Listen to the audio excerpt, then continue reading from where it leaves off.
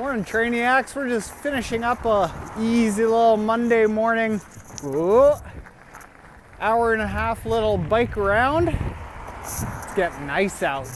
And you know what? It's been a while since I've been on the fat bike. And my strength in the stabilizer muscles is not awesome. Which of course brings up that the Triathlon Strength Training Masterclass with Erin Carson, Mirinda Carfrae, and Tim O'Donnell, the dream team, is up. So we're going to talk about some of the highlights, none of the lowlights, and all good strength training things. That was not my most powerful end to before the intro. Let's do it though.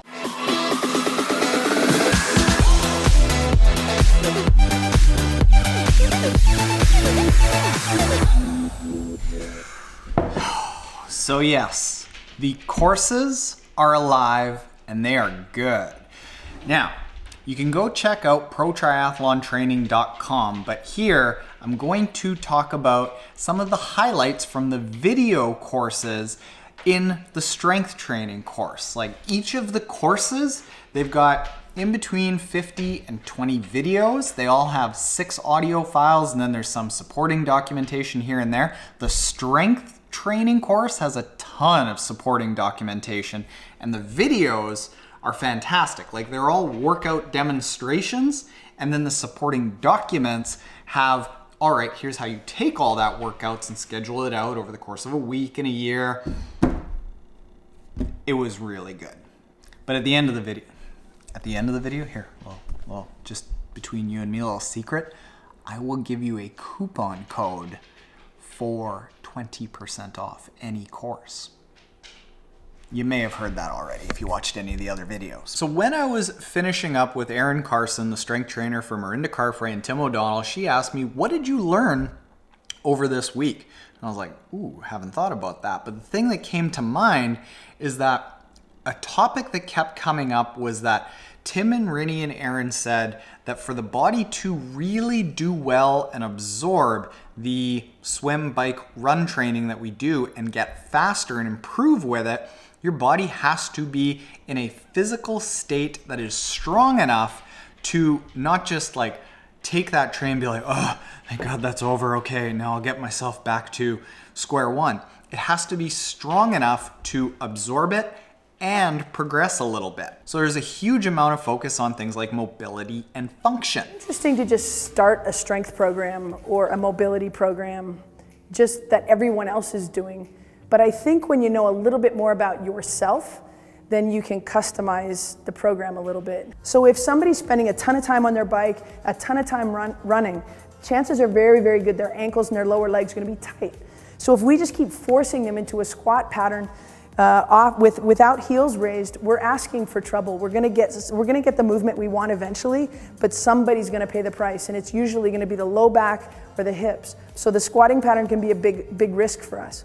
And if you just think about it, like if we are, say, constantly running and we have a hip impingement, how much faster do you think you're gonna be able to get in your running? You're only able to get as fast as your basic, like most significant limiter allows you to get. So we want to make sure that our body is not a limiter at all, that our ankles are mobile, that our hips are mobile, that our chest is nice and open and we're not constantly closing up. So all of these things are part of what makes strength training beneficial, not just throwing around heavy weights and working on your dumbbell lifts so you can get guns like that. Those are 11-inch pythons. Next really interesting thing, and we gotta talk about this because Trainiacs, all of us have it wrong. A lot of us focus on, all right, I need to develop my core work. All right, I need to develop into a really strong athlete. So a vast majority of us go and we do crunches and we do planks and we do squats and leg presses and things that are traditionally like, I need to work on my core, I'm gonna do core exercises. I need to work on leg strength, I'm gonna go do leg strength exercises. But take a look at what Erin says about things like core and squats. You know, I think more than anything, what the core's main objective is to protect the spine and the signal coming from the brain when it comes to sport and efficient movement. So when we become, because of gravity and ground, we become compressed and we start to lose posture. We start to become compromised and lose efficiency in the movement. So we all as a group decided the core became really something we wanted to talk about and strengthen.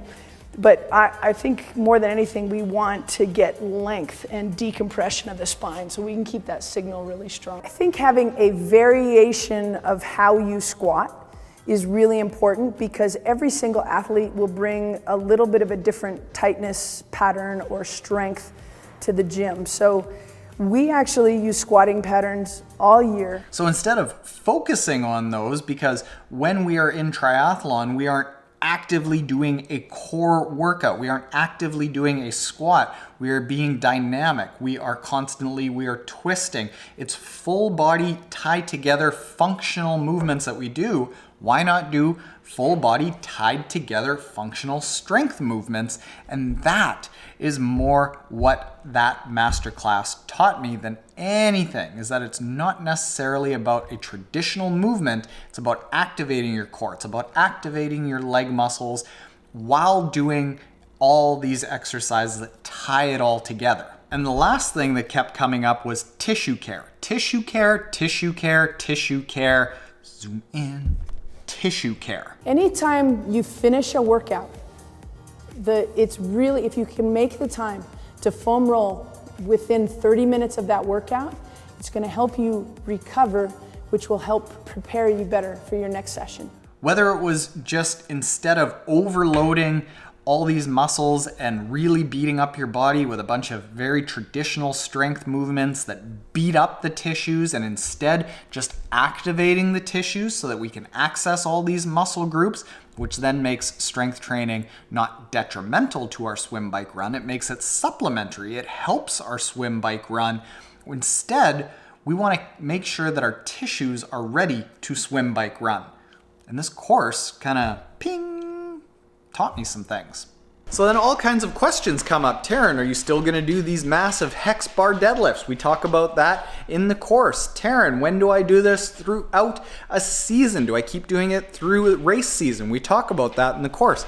I very strongly recommend, big massive plug here, go to protriathlontraining.com, use the coupon code PTTLaunch20. And until the end of April, as we launch all these courses, you can get 20% off the strength training course, any course, all courses, the bundle of courses. And they're good. They are really, really good, Trainiacs. All right. Pete, what do you say? I said later, Trainiacs.